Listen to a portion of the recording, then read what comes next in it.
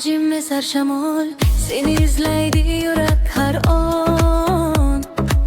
Kulginanga edi bahor, endi nega ko'zlaring yomon. Qo'llarimda qoldi xotira, suratingga termulaman.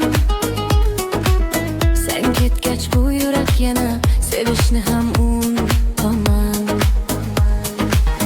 Aytgin nega uzoqlashding, kimlar seni mendan oldi?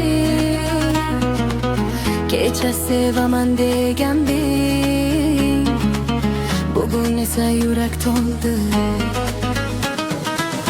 Aytgin nega uzoqlashding, kimlar seni mendan oldi?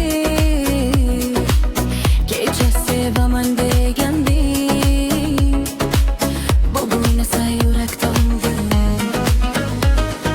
Ko'z teydimi biz sevgiga, nega ayrildik bir kunda?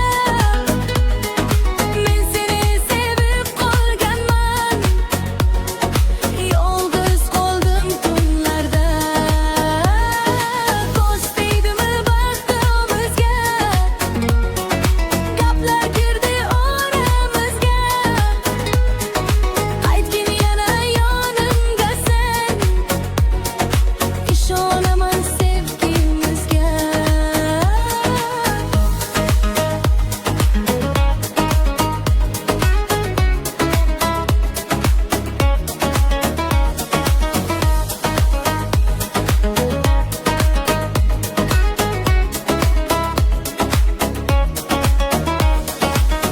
Aytgin nega uzoqlashding, kimlar seni mendan oldi?